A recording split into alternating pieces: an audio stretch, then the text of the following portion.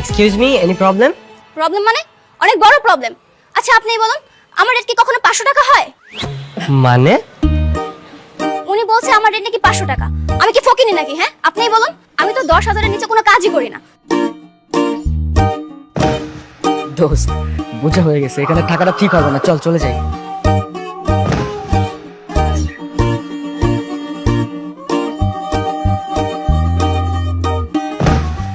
কেমনি কি ভাই, এই মেয়ে সেই মেয়ে, আমি তো ভাবতেই পারছি না। মনে রাখবি, বিয়ে হোক আর জন্মদিন, আমাকে দিয়ে কখনো যদি ডেকোরেশন করানোর প্ল্যান থাকে, মিনিমাম 10,000 টাকা দিতে হবে। এটা হচ্ছে লামহা ইভেন্ট ম্যানেজমেন্ট কোম্পানি। এখানে আর যাই হোক, গ্রামের সস্তা সার্ভিস দেওয়া হয় না।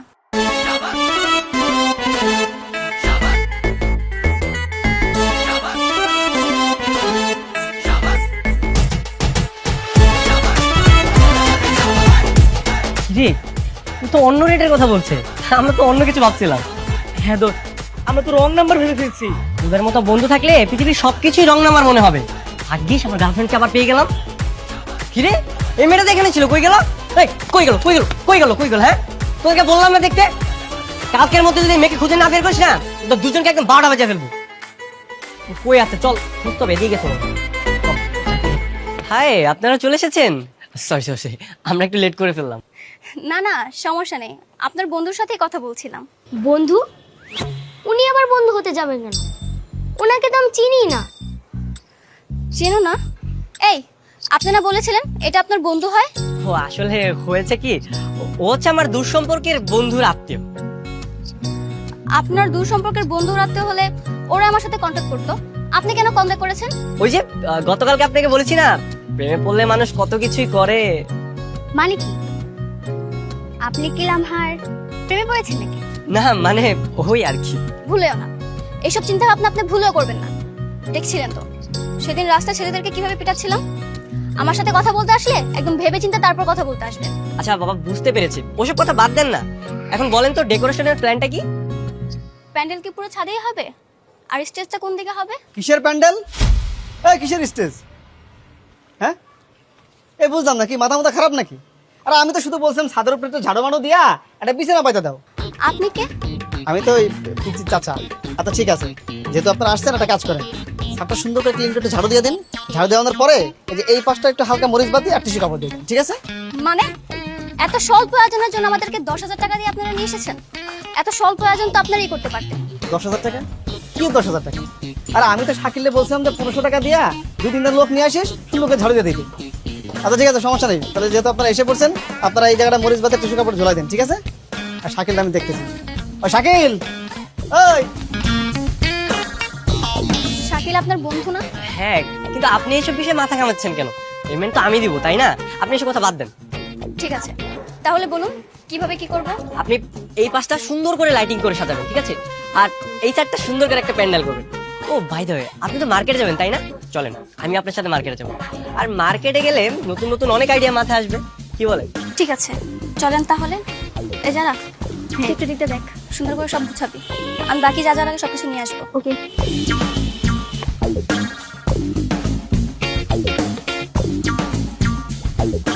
আচ্ছা, আপনার বন্ধু কি সত্যি আমাকে পছন্দ করে? হ্যাঁ, আমার বন্ধু আমাকে পছন্দ করে আর আমি আপনাকে। বেয়াদব কোথা।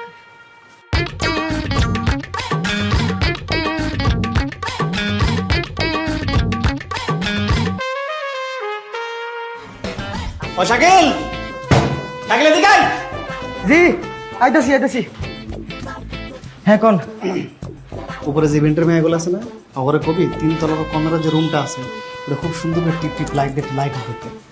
আমি বন্ধু বান্ধব নিয়ে একটু খাবো।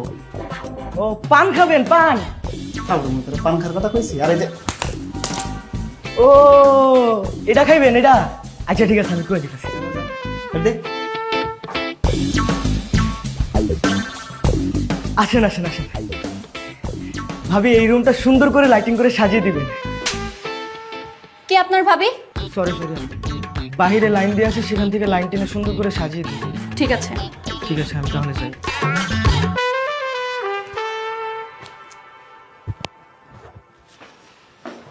কি রে শাকিল, তোর ভাবি কই?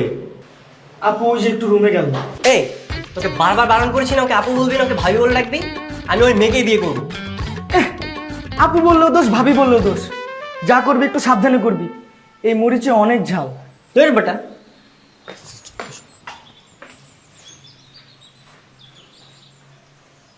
হাই হাই, আপনি এগুলো কি করছেন? আপনি তো শখ খাবেন। আপনি কি ইলেকট্রিশিয়ান? না। তাহলে এত বেশি কথা বলেন কেন? কম কথা বলবেন। বেশি কথা লোকজন আমার একদম পছন্দ না। আচ্ছা শোনেন না, একটা কথা বলি। বলুন। আমি না লাইটিং এর কাজ খুব ভালো পারি। তার চেয়ে বরং আপনি একটা কাজ করেন, ফুলগুলো সাজান, আমি এই দিকটা দেখছি। ঠিক আছে, এই নেন।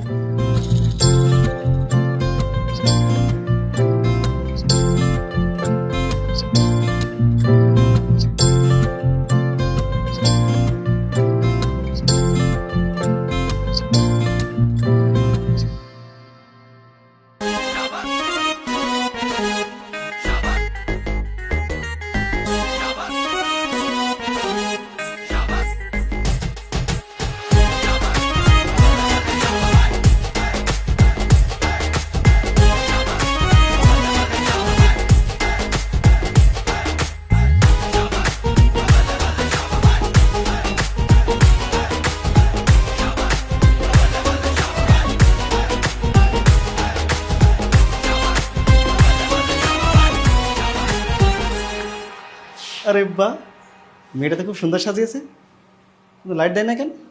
সুইচ করুন।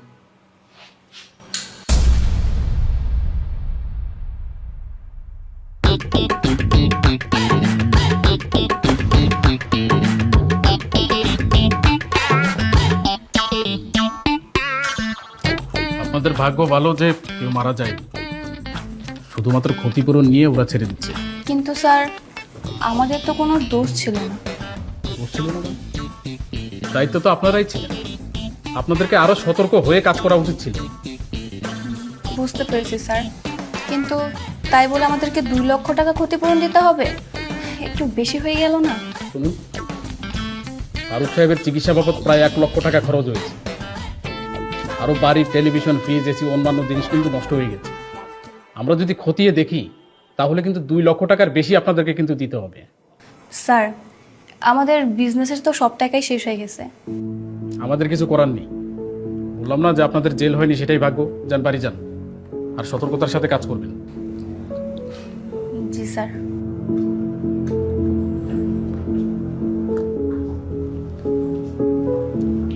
কি ফাইলটা পেয়েছো? জি স্যার। নিয়ে আসো।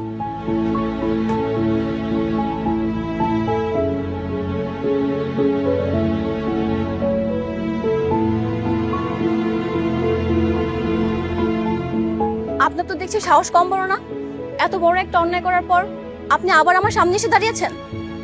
এই জন্য তো আমি এখানে এসেছি তোমার কাছে সরি চাওয়ার জন্য। সরি সরি সরি, আমি এক্সট্রিমলি সরি। দেখুন, সরি বললে সবকিছু সমাধান হয় না। আপনার জন্য আমাদের ব্যবসার সব ইনভেস্টমেন্ট শেষ হয়ে গেল। আমাদের মান সম্মান বলার কিছু রইল না। এত বড় একটা দুর্ঘটনার পর আমাদেরকে কাজ দিবে কে? হ্যাঁ, আমি আছি না, আমি আপনাদের কাজ খুঁজে দিব। No thanks. আপনার জন্য আমাদের এমনিতেই 2 লক্ষ টাকা গচ্ছা গেছে। যদি পারেন তাহলে সেটাকে ম্যানেজ করে দেন। বাবার কাছে চাইলে দিয়ে দিত, কিন্তু আমার বাবা তো আমাকে গ্রামে বিয়ে দেওয়ার জন্য বসে আছে। বলছে ওই মেয়েকে বিয়ে করলে নাকি আমাকে টাকা দিবে। উপকার যেহেতু করতে চাচ্ছেন, তাহলে গ্রামে সেই মেয়েটাকে বিয়ে করে আমাদের টাকা ফেরত দিয়ে দিন। তা কি করে হয় বলো? আমি তো তোমাকে ভালোবাসি।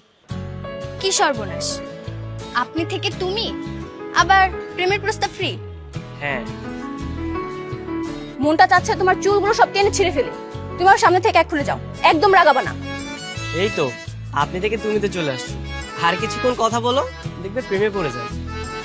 এই, তুমি কি পাগল? এই চল তো।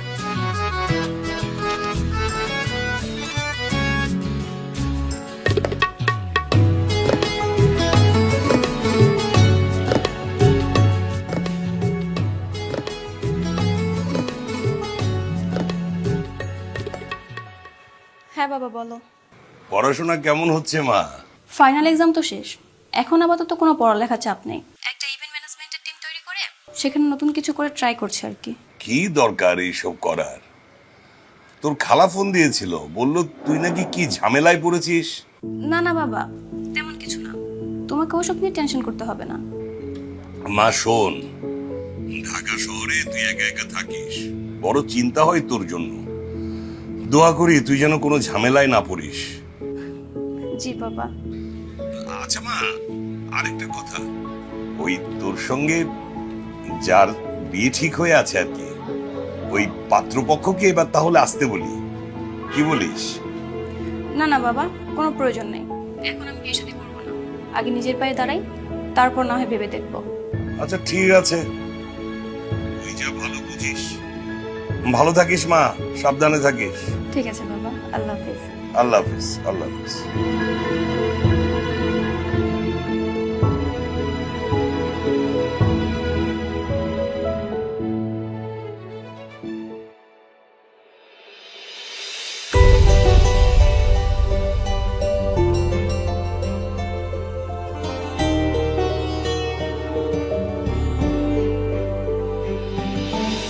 কি তোমরা রেস্টুরেন্টে জব করছো? হ্যাঁ করছি। কেন, আপনার কোনো সমস্যা? তোমরা ইভেন্ট ম্যানেজমেন্ট করবে, বড় টিম তৈরি করবে, প্ল্যানার, ডিজাইনার, এত বড় বড় স্বপ্ন দেখে এখন রেস্টুরেন্টে জব করছো? তা নয়তো কি করব? ওই দিনের দুর্ঘটনার পর থেকে আমাদের পেজে সব নেগেটিভ রিভিউ, কোনো অর্ডার আসছে না। লাভের আর মূলধনের যে টাকাগুলো ছিল সব তো তোমার জন্যই চলে গেল। না না, আমি এভাবে তোমার স্বপ্ন বৃথা হতে দিব না। আমি তোমাদের টিমে জয়েন করি, আমার যত বন্ধু বান্ধব আছে সবাই আমরা তোমার টিমে জয়েন করি। তারপর টিমটাকে আমরা খুব বড় করে তৈরি করব, তারপর আমরা সব নতুন করে শুরু করব। না থাক, তোমার মতো পাগলকে আমাদের টিমে নিয়ে নতুন কোনো বিপদে পড়ার ইচ্ছা আমার নেই। তুমি এখান থেকে এক্ষুনি চলে যাও। প্লিজ আমাকে একটা সুযোগ দাও, চলো আবার নতুন করে শুরু করি। ও ঠিকই বলেছে, আমাদের টিমের রাকিব কামরুল ওরা তো সব পালিয়েছে। আর টিম আবার নতুন করে শুরু করতে হলে বড় করতে হবে, আর আমাদের দুজনের পক্ষে এটা পসিবল না। ওর কথা মেনে নে না।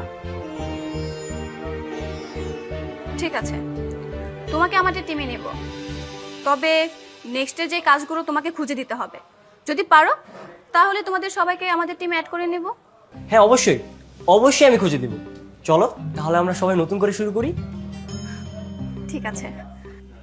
ঠিক আছে, এগুলো বাদ দাও, চলো তুমি আমার সাথে চলো, আজকে থেকে আমরা কাজ শুরু করি। ঠিক আছে।